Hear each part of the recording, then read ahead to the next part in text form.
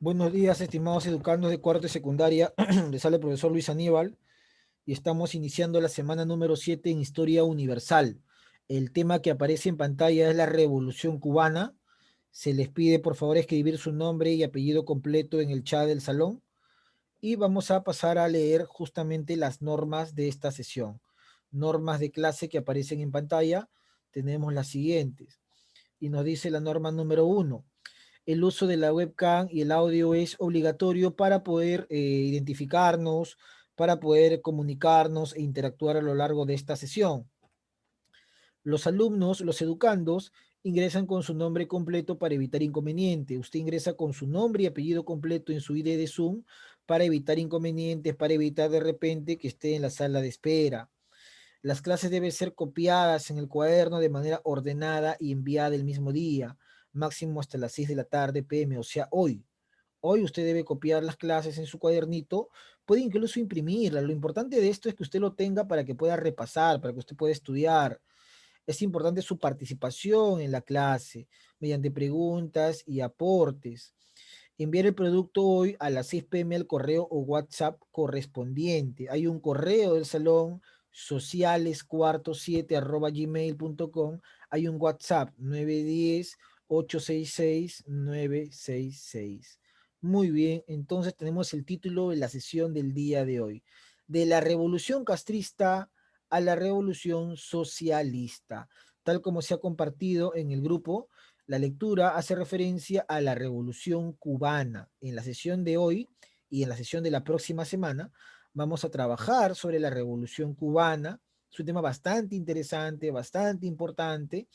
Hay un material de práctica importantísimo que yo te recomiendo que tú aproveches a lo largo de la semana para ir desarrollando, ¿no? Hay preguntas y obviamente objetivas y de desarrollo que nos van a ayudar a desarrollar la próxima sesión. ¿Cómo empezamos, profesor, este título de la Revolución Castrista a la Revolución Socialista? Bueno, lo empezamos con la primera pregunta que nos va a abrir el tema de hoy. Eh, Estamos nosotros analizando todo lo que sucedió después de la Segunda Guerra Mundial. Y después de la Segunda Guerra Mundial, cuando el mundo observa los sucesos más tristes de la naturaleza humana, como las bombas atómicas, como los bombardeos, como profesor, el uso inclusive de gases, y el uso inclusive, profesor, de mujeres y de niños en las fábricas, cuando la mano de obra de los varones había quedado escasa en Europa, cuando se utilizan a las poblaciones nativas de África y Asia como carne de cañón. Entonces el mundo pensó haber observado lo peor en la Segunda Guerra Mundial, pero inmediatamente después de la Segunda Guerra Mundial sucede qué acontecimiento, levanta la mano, qué acontecimiento sucede en el mundo después de la Segunda Guerra Mundial, que es justamente parte de lo que estamos analizando. Levanta tu manito en el chat porque tu opinión me importa. Aquellos alumnos que recién han ingresado a clase, escribir por favor su nombre y apellido completo en el chat. Entonces la pregunta es, después de la Segunda Guerra Mundial, ¿qué suceso se da? ¿De qué estamos viviendo? Muy bien, Sheila Mamani, muy bien, punto para ti, Sheila, en el chat. Profesor, después de la Segunda Guerra Mundial se está desarrollando la Guerra Fría. Muy bien, Mamani, cuarto de secundaria, empezamos con la alumna Mamani. Muy bien, Mamani. Se está desarrollando la Guerra Fría. Entonces, profesor, inmediatamente después que acabó la Segunda Guerra Mundial, empieza este enfrentamiento conocido en la historia como Guerra Fría. Ahí está. Te vas a olvidar nunca de esto, ¿ah? La Guerra Fría. Ahora, ¿qué cosa es la Guerra Fría? ¿No? La Guerra Fría fue el nombre que recibe aquel enfrentamiento, aquella pugna a nivel política, económica, ideológica, y obviamente también podría ser militar, pero más que militar es un tema de rivalidad por los espacios, ¿no? Entre Estados Unidos, la potencia capitalista más importante después de la Segunda Guerra Mundial, y el sistema socialista soviético de la URSS, ¿no? El socialismo. Entonces, la Guerra Fría más o menos va desde 1948, cuando se da la división de Alemania, hacia 1991, cuando se da la desintegración de la URSS, ¿no? La URSS se separa y aparece Rusia, por ejemplo, ¿no?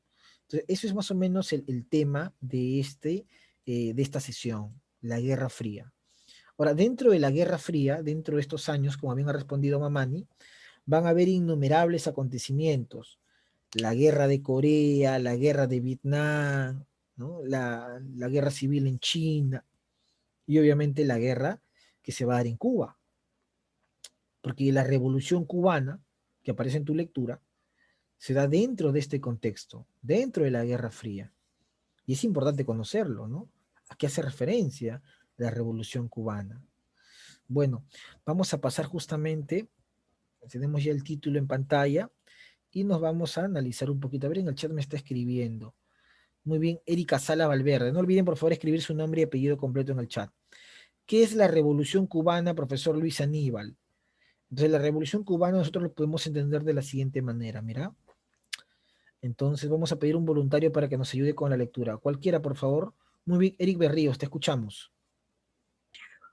Proceso de insurrección contra la corrupción, ilegalidad y represión del dictador Fulgencio Batista en Cuba, quien se había subordinado a los intereses imperialistas de Estados Unidos y la gran burguesía, ocasionando la desigualdad social en la población cubana. Perfecto, ¿no? Es un proceso de insurrección, muy bien, Berríos, punto. Es un proceso de insurrección contra la corrupción. ¿Qué estaba pasando en Cuba, profesor? Había una gran corrupción, 5 veces más de la que vemos en el Perú, posiblemente, ¿no? O sea, en el Perú hay corrupción, pero en Cuba la corrupción prácticamente era como un cáncer que venía desde años posteriores, porque Cuba no era como el Perú, que fue libre en 1821, bueno, una libertad aparente, ¿no? No es una libertad autónoma porque el negro seguía siendo esclavo, el indígena no participaba en política, bueno. En Cuba era todo lo contrario, Cuba era una colonia de España y seguía siendo colonia en España. Entonces, pero cuando Cuba logra su libertad, las autoridades que van a gobernar Cuba van a ser igual o hasta más corruptas que las españolas. Entonces, en Cuba había un tema de corrupción. ¿Y qué se entiende como corrupción? Que no siempre se hace lo correcto, sino se hace lo que conviene. ¿No? Es como, por ejemplo, yo tengo un cargo político y yo necesito para que desempeñe de repente el Ministerio vamos a ver, de Educación, a uno de los mejores profesores, aquel que de repente ha empezado por aula, luego ha ido avanzando, conoce la realidad del estudiante, de los padres, de los colegios, obviamente se ha educado, se ha preparado, o sea, un buen cuadro académico. Entonces, se busca un buen cuadro, pero yo en lugar de colocar un buen cuadro en ese puesto, coloco a mi amigo, coloco a mi vecino, coloco a mi pata. Entonces no estoy poniendo al más capacitado, sino estoy poniendo al que a mí me da la gana. O simplemente coloco al que a mí me pagó dinero. Eso es corrupción. Y eso había en Cuba. Los cargos más importantes estaban en manos de amigos del régimen. Las empresas, las fuentes de dinero de Cuba eran controladas por pequeñas familias que tenían alianza con capitales extranjeros, predominantemente Estados Unidos, ¿no? Estados Unidos es un país que tiene mucho poder en Cuba en estos años. ¿Por qué? Bueno, ya lo vamos a entender en el proceso. Entonces, en Cuba había una corrupción representada en el presidente llamado Fulgencio Batista. El presidente de Cuba de esos años se llamó Fulgencio Batista. Era un militar de carrera que había tomado el poder no elegido por el pueblo. El pueblo no lo eligió. Entonces, profe, lo eligió Dios tampoco, sino tomó el poder por un golpe de Estado. Fulgencio Batista ya había sido presidente tiempo atrás y volvió a ser presidente, pero esta vez no por elección del pueblo, sino volvió a ocupar ese cargo porque él da un golpe de Estado contra el presidente de esa época, que se llamaba Carlos Prío Socarrás. Entonces, él da un golpe de Estado contra el gobierno de Carlos Prío Socarrás, ¿no? Y lo peor de todo es que cuando dio un golpe de Estado, él va a eliminar las elecciones, porque faltaba muy poco para que se lleven a cabo elecciones donde obviamente él no iba a ganar, ¿no? Y donde estaban postulando muchos grupos, entre ellos Fidel Castro. Fidel Castro era un abogado que estaba preparándose para las elecciones. Pero cuando Fulgencio Batista da el golpe de Estado, no se van a llevar a cabo elecciones. Y eso va a hacer que Fidel Castro, como abogado, intente rebelarse contra eso que él consideraba injusto y corrupto, ¿no? Entonces, pero es una rebelión o es una revolución, una insurrección al inicio liderada por unos cuantos personajes, como Fidel, que no era guerrillero, que no era militar, que no era campesino, que no era pobre, era un abogado, se pertenecía a una clase media burguesa, entre comillas, ¿no? Era un burgués abogado que se intenta rebelar contra el poder corrupto de Batista. Bueno, Batista entonces se convirtió en presidente y tampoco cambió Cuba, pues. La gente pensó que de repente iba a hacer grandes cambios, no, al contrario. Batista se encargó de subordinarse al capital norteamericano, ¿no? Prácticamente se arrodilla al capital estadounidense y este arrodillarse de Batista a Estados Unidos favorece a un sector, al sector que de repente se encargaba de la exportación, importación que tenían plantación, a un sector de Cuba. Pero la gran mayoría de Cuba vivía en la pobreza, vivía en el analfabetismo. En Cuba no sabían leer más del 50%, no tenían una vida digna más del 50%, y lo hemos mencionado varias veces. Ahí donde hay falta de oportunidades, donde hay pobreza, donde hay analfabetismo, se puede generar rebeldía, resentimiento, y eso puede ser que en algún momento explote. Y bueno, se dio la Revolución Cubana, ¿no? Entonces, partamos de algo. La Revolución Cubana fue un proceso de rebeldía, de insurrección contra la presidencia de Batista, que representaba los intereses norteamericanos en Cuba, ¿no? Básicamente. Ahora, ¿qué más está pasando, profesor, en esta época?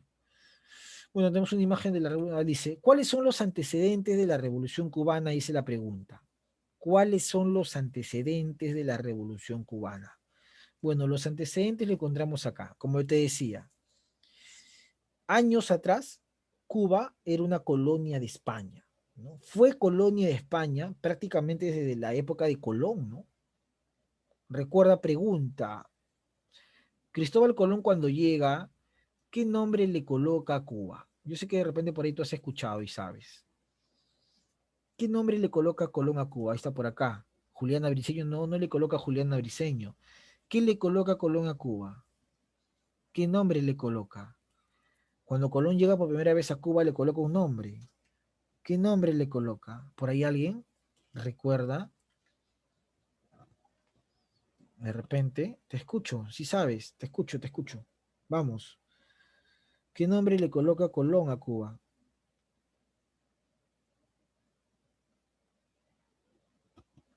¿Colba? No le coloca Colba, pequeño. Colón cuando llega a Cuba la va a llamar Juana. Juana. Acuérdate bien de ese nombre. Juana. Juana es el nombre que le va a poner Colón a Cuba. Entonces, desde que ya era Juana, prácticamente ya era una colonia de España, ¿no? Ahí está. Sin embargo, esto acaba cuando los cubanos se rebelan contra los españoles a fines del siglo XIX, 1898, 1899, 899, 898, los cubanos se rebelan y para poder rebelarse a los españoles van a recibir apoyo de qué país. Levanta la mano. ¿Qué país crees que apoyó a Estados Unidos? Te escucho o te leo en el chat. ¿Qué país apoyó? ¿Qué país apoyó a los colonos cubanos en su lucha contra España? ¿Qué país? ¿Cuál fue el país que dijo Cuba, yo te voy a apoyar en tu lucha contra España, contra el gran imperio español? Hubo un país que lo apoya a Cuba. ¿Cuál fue? A ver, levanta la manito. Yo sé que tú sabes. ¿Te lo sabes, sí o no? A ver, por ahí. Profe, el país que ahí está muy bien, Sheila Mamani, correcto, Sheila Mamani. Profe, el país que apoya a Cuba va a ser Estados Unidos, pues. Estados Unidos apoya a Cuba, ahí ves la bandera norteamericana, en su lucha contra los españoles, literalmente, ¿no? Y consiguen vencer a los españoles, los derrotan a los españoles. Por eso que en España, en España, este episodio se recuerda como la desgracia, el desastre, ¿no? De 1898, porque España pierde una vez más una colonia. Y no solamente pierde, sino que no solamente pierde Cuba, sino que pierde Filipinas, ¿no? Y ahora, ¿cómo se dio esto? Lo que pasa es que España seguía explotando Cuba y los norteamericanos durante mucho tiempo querían votar ya a los españoles de América. Los norteamericanos tenían una doctrina, ¿no? Llamada la doctrina Monroe, que tiene que ver con el presidente James Monroe, quien dijo América para los americanos. Y no querían ver a ninguna potencia europea en América, pues, y querían expulsarlos. Entonces los norteamericanos aducieron que una embarcación norteamericana, Mainé, había explotado en las costas de Cuba y lo había hecho por culpa de los españoles. Esto generó la guerra hispano-norteamericana también se le llama, ¿no? La guerra entre España y Norteamérica, que los gringos apoyan a los cubanos para lograr su independencia.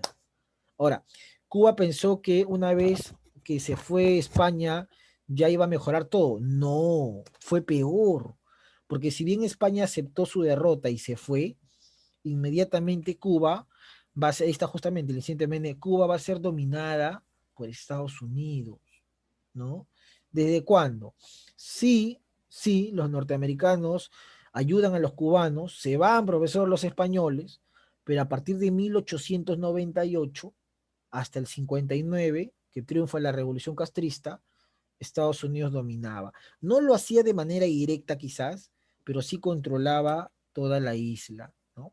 Entonces Cuba volvió a ser otra vez dependiente, pero esta vez del gran capitalismo norteamericano. Todos los presidentes que gobiernan Cuba desde que logra su libertad van a ser conocidos como gobiernos títeres. ¿Qué es un gobierno títere? Que obedece lo que decía Estados Unidos, ¿no? Gobiernos títeres. Ahora, esto, ¿cómo se le da un valor legítimo? ¿Cómo yo sé, profesor, que usted no me está mintiendo? Lo que pasa es que una de las cosas que sucede una vez que Cuba logra su independencia es que tiene que establecer una constitución política, porque es un país libre. Y en esa constitución política, Estados Unidos había presionado para que se establezca lo que se llama la enmienda Platt, ¿no? La enmienda Platt va a ser justamente un mecanismo de dominación. Y así que presidentes o personajes que gobiernen Cuba van a tener que sujetarse a esa enmienda, ¿no? ¿Qué era la enmienda Platt? Eran 8 artículos que fueron elaborados por el Congreso norteamericano y que van a ser insertados en la primera constitución política de Cuba. Insertados, ¿no? Y profe, ¿de qué trató? Ya lo vamos a ver en un momento. Entonces, profesor, sin embargo, esto acaba cuando triunfa la revolución castrista del 59. Y ahí es pues el momento de Fidel Castro, ¿no? Gran gestor de la revolución cubana. Entonces recuerda que Fidel no es que haya sido un guerrillero, un campesino, un obrero, no, no, no, así no fue. Fidel fue un abogado, o era un abogado en todo caso, ¿no? Y como abogado, conocedor de las leyes y de los derechos, se va a rebelar contra lo que él consideraba un gobierno de facto, como el de Batista, ¿no? Que había llegado a ser presidente por golpe de Estado. Entonces, con él inicia esta revolución castrista, ¿no? No es socialista porque Cuba al inicio no tiene contacto ni con China ni con la URSS. Cuba está acá en el Caribe, ¿no? Tiene nada que ver con China y con la URSS. En el proceso se volvió así. ¿Por qué? Ya les voy a explicar por qué razón. Bueno, ¿sabías que? Ahí está lo que te decía. ¿Qué cosa es la enmienda Platt, profesor Luis Aníbal? Bueno, no te preocupes que yo te voy a explicar. La imagen lo dice todo. El hombre representa el pueblo cubano que está tomando como un jarabe, una píldora que dice Platt, ¿no? Es lo que le está dando el gobierno norteamericano. Bueno, la enmienda Platt, ¿qué se dice? La enmienda Platt garantiza la dependencia. O sea que a pesar que Cuba era libre, porque supuestamente derrotaron a España, a pesar que Cuba tenía libertad, pero seguiría siendo dependiente a Estados Unidos. Y una forma de asegurar esa dependencia era a través de estos 8 artículos. Los 8 artículos aseguraban esta dependencia, ¿no? Los 8 artículos de la enmienda Platt. Ahora, ¿cuáles son esos 8 artículos? Bueno, un voluntario para que lea el artículo 3 y el artículo 7. Cualquiera, por favor, rapidísimo. Valerie Paredes, te escuchamos, Valerie. El artículo 3 concedía a Estados Unidos el derecho militar en la isla cuando peligraran, a su juicio, la vida, la propiedad o las libertades individuales. El artículo 7. El artículo 7, único que de hecho y contra la voluntad del pueblo cubano sigue ejerciendo su nefasta vigencia en la base naval de Guantánamo. Establecía la cesión de porciones del suelo cubano para ubicar estaciones navales norteamericanas. Correcto, Valerie Paredes, muy bien, punto. Entonces, la enmienda Platt se estableció en la primera constitución de Cuba. Y es bien raro, ¿no? Porque si Cuba se ha convertido en un país libre e independiente, ha luchado su pueblo, si bien es cierto, ha recibido apoyo de los gringos, pero no para tanto, ¿no? Y en la primera constitución se establece esa enmienda que claramente era lesiva y sobre todo atentaba contra la soberanía de un pueblo, porque dice, Estados Unidos puede intervenir militarmente en la isla cuando ellos, los gringos, consideraban que a su juicio estaba peligrando la libertad de sus ciudadanos, ¿no? ¿Se das cuenta? Segundo, en la isla cubana, Estados Unidos iba a establecer una base militar llamada Guantánamo, que hasta el día de hoy existe. Pero eso iba en contra de un país, porque es como que te digan que Chile va a poner una base acá en el Perú. Imposible, no se puede. O sea, eso es lo que pasó al inicio de todo. Claramente estás viendo cómo Estados Unidos lo que está haciendo es controlar a Cuba mediante mecanismos jurídicos para que en el proceso lo pueda anexar y dominar la caña de azúcar, el tabaco, las tierras cubanas, que era lo que ambicionaban los capitales norteamericanos, ¿no? Era un mecanismo de control, que era lo que quería finalmente Estados Unidos. Bueno, seguimos avanzando y tenemos por acá lo siguiente. Profe, ¿qué es la base naval de Guantánamo? En pantalla aparece la base naval de Guantánamo. Mira, todo esto es el mapa de La Habana, Cuba, o bueno, de Cuba en realidad. La Habana es la capital, pero está en la parte occidental. Cuba se divide en dos zonas bien establecidas, básicamente. Una en la parte occidental y otra en la parte oriental. Mira, esta es la parte occidental de Cuba, ¿no? Y para acá viene la parte oriental de Cuba. Acá en la parte oriental dice Guantánamo, ¿no? Y Cuba es un país importante, porque mira, está importante para el Caribe, para el Atlántico y para México, ¿no? El Golfo, ¿no? Es fundamental Cuba, su posición estratégica. Bueno, en Guantánamo se establece lo siguiente. ¿Qué cosa, profesor Luis Aníbal? Vamos a ver. Momento. Ya está. Los norteamericanos establecieron y hasta el día de hoy controlan, hasta el día de hoy, imagínate, hasta el día de hoy los norteamericanos tienen soberanía y control en esa base. ¿Cómo es eso? Sí, hasta el día de hoy. Pero eso obviamente no sale en las noticias, pues. Eso no sale. En la noticia, ¿qué sale? Que Cuba es socialista, que es un país malo, ¿no? Pero nadie dice que es bueno, pero deben decir la verdad. La verdad es que Estados Unidos todavía controla esa zona de Cuba. Y lo peor de todo es que en esa zona ha establecido una base militar. O sea, y obviamente, ¿quiénes están ahí? Presos. Presos. Y los presos más peligrosos de todo el mundo. Esta es una imagen donde se encuentra Obama con el hermano de Fidel, Raúl Castro, y donde Obama se compromete a eliminar la prisión de Guantánamo, ¿no? Él dice, yo me comprometo a eliminar esa prisión. Al final nunca lo hizo, nunca lo hizo. Pero fue el primer presidente norteamericano que empezó a establecer relaciones con Cuba nuevamente, después de muchos años, después de que en los años 50, en el 59, esto se rompió. Pero hasta el día de hoy los gringos controlan Guantánamo, base militar en suelo cubano. Ahora, ¿quiénes están en Guantánamo? Los más peligrosos, obviamente, delincuentes del mundo. Se habla inclusive de terroristas de Al Qaeda metidos en Guantánamo, ¿no? Bueno, ¿qué más tenemos por acá? ¿Cuáles fueron las causas de la Revolución Cubana? ¿Por qué se dio en sí la Revolución Cubana, profesor Luis? ¿Por qué razón, motivo, circunstancia? Bueno, vamos a ver por acá. Podemos dividirlo en causas políticas. A nivel político, el gobierno autoritario, dictatorial de Fulgencio Batista. Esa es una causa. Ahí está, ¿no? Y que ya sabemos que llegó al poder mediante golpe de Estado contra el presidente Pío Socarrás. Y obviamente cuando alguien toma el poder de manera violenta se convierte en un gobierno de facto, ¿no? Sin apoyo de la Constitución, sin apoyo del pueblo.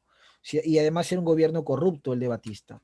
A nivel económico, profesor, tenemos lo siguiente. Los medios de producción de Cuba, las tierras, ¿no? Los puertos, las empresas, eran controladas en su gran mayoría por empresas norteamericanas, que no tiene nada de malo, pero el problema es que controlaban las empresas, pero los obreros y campesinos eran mal pagados, vivían en la miseria y en la pobreza, aun cuando los recursos eran de Cuba y le pertenecían a esas poblaciones.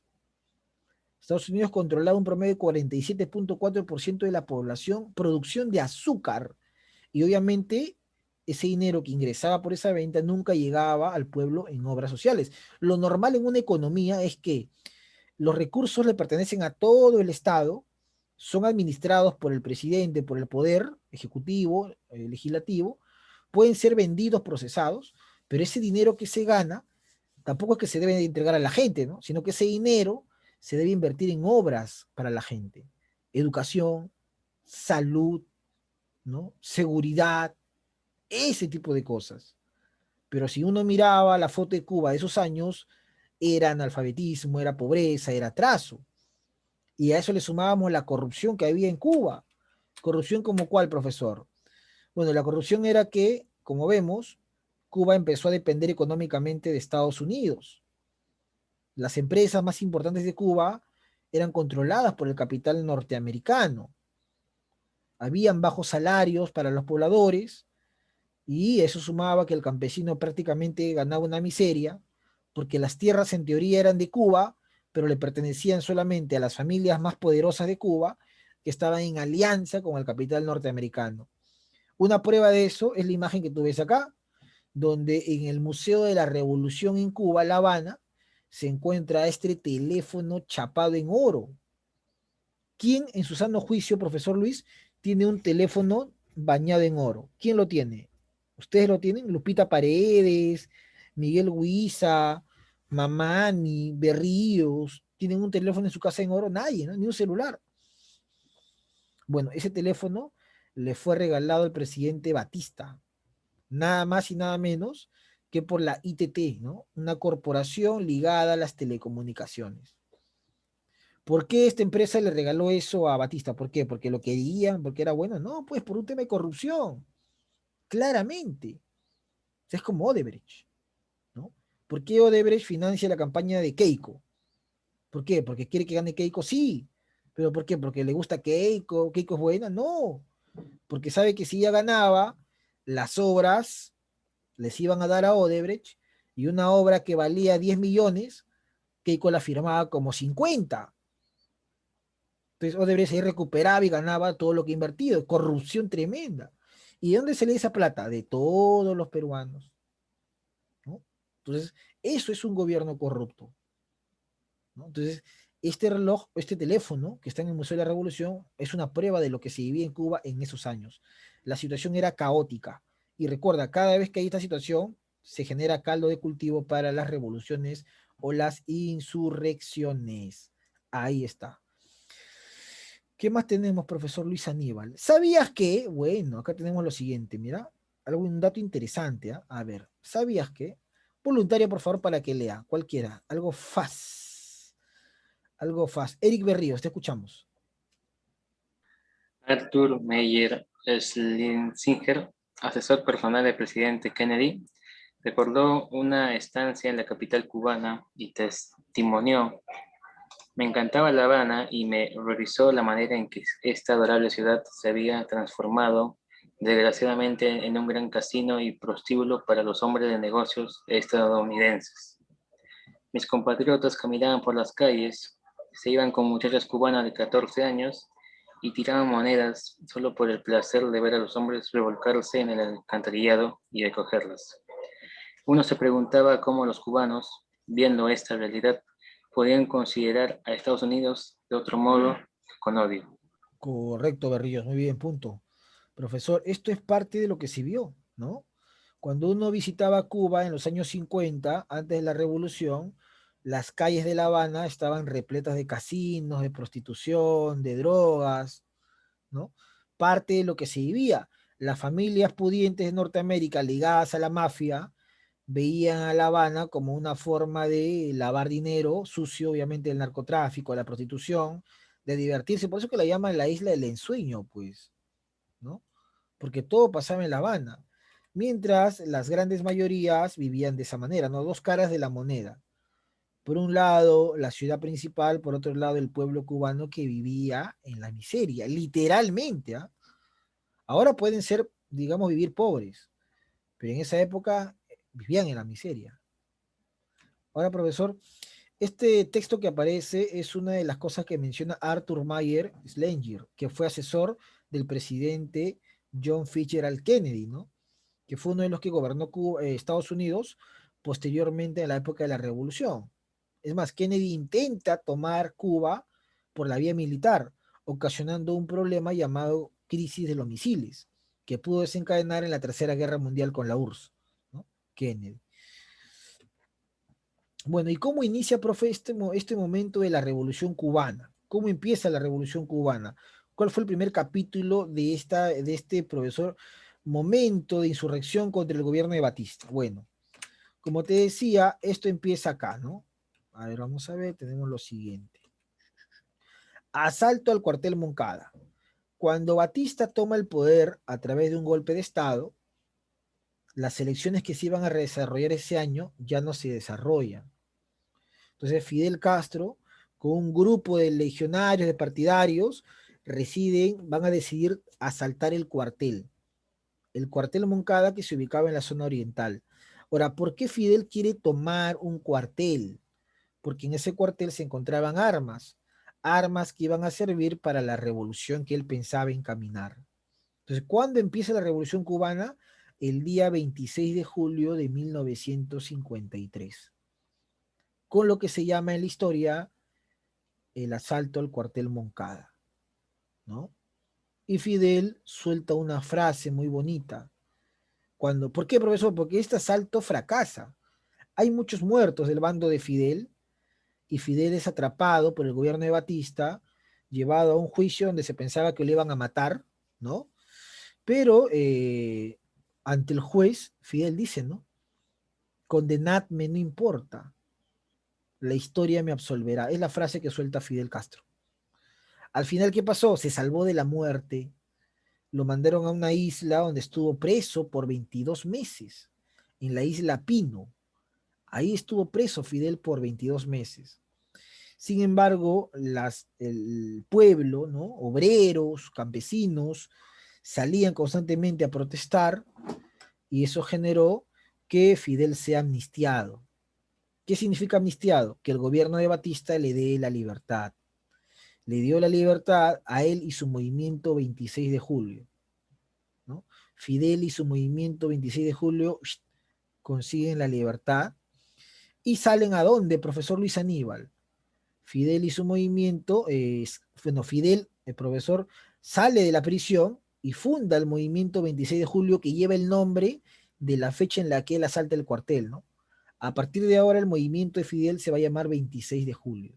Entonces Fidel sale de prisión y se da cuenta que es imposible que vuelva a tomar la prisión o que intente una revolución porque va a fracasar. Así que Fidel decide planear su retiro estratégico a México. Fidel se va a México, donde buscará plegarse, donde buscará, profesor, tener contactos, porque en México se había dado la Revolución Mexicana, ¿no? Entonces había este aire en México de revolución en América. Recuerda que en México también se fundó el APRA, ¿no? El APRA del Partido Peruano, el APRA, fue fundado en México por Haya. O sea, no es una casualidad que la gente viaje a México siempre en esos años, por un tema de la Revolución Mexicana, más que nada. Entonces Fidel también viaja a México y en México conoce a dos revolucionarios que aparecen en pantalla, ¿no? Uno de ellos es Ernesto el Che Guevara y otro es Camilo Cienfuegos, ¿no? Y con estos dos revolucionarios que conoce en la Ciudad de México, Fidel va a encaminar su regreso hacia el Perú, ¿no? Ahora, ¿cómo? Oh, perdón, hacia Cuba. Ahora, ¿cómo hace Fidel para ir a Cuba? ¿Nadando? No, pues, Fidel no va a llegar nadando, sino va a llegar en una embarcación que hoy día se considera una reliquia en Cuba. Ahí está la embarcación. Esa embarcación se le llama Granma, y hoy es una reliquia para todos los cubanos.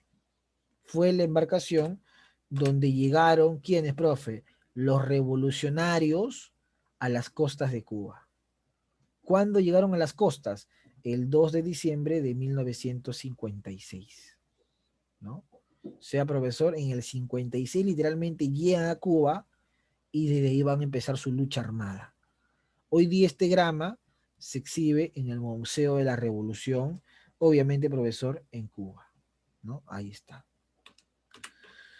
Bueno, ¿cómo se dio este proceso revolucionario? Podría preguntar un estudiante de Jorge Basadre Groman, el mejor colegio de Puente Piedra. ¿Cómo se dio este proceso revolucionario? De la siguiente manera, profe. Fidel sabía que no podía pelearse de manera directa con las fuerzas del presidente Batista, porque obviamente las fuerzas del presidente Batista estaban bien entrenados, tenían apoyo militar de sus soldados, y además Batista contaba con el apoyo económico y militar de qué país. Pregunta, ¿qué país apoyaba a Batista además? Y era bien difícil por eso que le ganen, decía Fidel, ¿no? ¿Qué país? Levanta la mano en el chat. ¿Qué país crees tú que apoyaba el régimen de Batista? Muy bien, Sheila Mamani, Arana, correcto. Estados Unidos, ¿no? Muy bien, Mamani. Estados Unidos apoyaba el régimen de Batista, pues. Entonces era complicado que Fidel pueda ganar, ¿no? Entonces, como Fidel sabe que va a ser difícil que él pueda ganar, decide escoger un lugar para esconderse con sus revolucionarios. ¿Y qué mejor lugar que la llamada Sierra Maestra? Ahí se va a esconder Fidel con sus revolucionarios. Va a buscar el apoyo de los campesinos, va a buscar el apoyo del pueblo, que se pleguen a su movimiento. Y para su buena suerte, la gente se aplega en su movimiento. La gente es revolucionaria como él y dice, estamos cansados de este gobierno y de todo lo que hay, vamos a apoyarte, Fidel. Y todo empieza en la Sierra Maestra, ¿no? Así se le llama a la región más montañosa y de vegetación en Cuba, la Sierra Maestra. Se convierte en la base estratégica de los revolucionarios, ¿no? Desde ahí, Fidel va a tener dos batallas, la de Higue y Santo Domingo. Ahí está. En junio del 58 en Santo Domingo y en diciembre del 58 en Higue, ¿no? Ahora, ¿cuál era el mecanismo de las fuerzas de Fidel? Él no utilizaba soldados porque su gente no estaba entrenada. Él lo que utilizaba era guerrilleros. A los que pelean con Fidel se les llama guerrilleros. Las guerrillas. ¿Y cómo pelea una guerrilla? Una guerrilla nunca te va a enfrentar de manera directa. Una guerrilla se oculta y luego aparece. Se oculta y luego aparece. Así empezaron a enfrentarse a las fuerzas militares que enviaba el presidente Batista. Así, a través de guerrillas, ¿no? Y obviamente con el apoyo del pueblo. El pueblo apoyaba a los revolucionarios con comida, con alojamiento, con datos, ¿no? El pueblo apoyaba. Entonces tiene dos victorias importantes. Además, Fidel contaba con el apoyo de Che Guevara, médico argentino que se plegó a la revolución, y de Camilo Cienfuegos, que también era otro de las cabecillas de la revolución. Entonces, poco a poco su movimiento fue creciendo. Poco a poco fue creciendo hasta que finalmente el 1 de enero de 1959 los revolucionarios van a llegar a Cuba. Toman La Habana. Previamente, antes de que triunfe, el Che Guevara había tomado la ciudad de Santa Clara, que era una ciudad clave dentro de la revolución. Entonces, cuando estaban llegando a La Habana, ¿qué hace Batista? Batista escapa. El presidente Batista huye hacia el país de Santo Domingo, ¿no? Escapa hasta Santo Domingo, ¿no? Y obviamente, profesor, las fuerzas revolucionarias ingresan a lo que es Cuba. ¿Qué día, profesor, entonces triunfa la revolución? El 1 de enero del 59. No fue fácil, ¿ah? Fueron meses de lucha constante, pero al final lo lograron. Por eso se llama la revolución castrista, triunfa en el 59, el 1 de enero de ese año. Bueno, ¿qué sucedió, profesor? Una vez que ganaron la revolución los castristas, se elige un presidente, pues. El primer presidente de Cuba no es Fidel Castro como la mayoría piensa. El primer presidente de Cuba se llamó Manuel Urrutia. Sin embargo, Manuel Urrutia va a declinar la presidencia y luego va a ser reemplazado por ¿quién? Osvaldo Dorticós, ¿no? Manuel Urrutia, primer presidente post-revolución, sin embargo, él deja el poder y lo reemplaza Osvaldo Dorticós. Esto cuando pasa en el 59. Mientras esto pasaba en Cuba, en el Perú gobernaba el presidente Manuel Prado Ugarteche. Él gobernaba en el Perú, ¿no? ¿Y Fidel en qué se convirtió? Se convirtió en el jefe de la milicia cubana en esos momentos, ¿no? En el gobierno de Osvaldo Dorticós. Ahí está. Profe, y posteriormente, ¿cuáles van a ser las consecuencias de que triunfe la revolución castrista?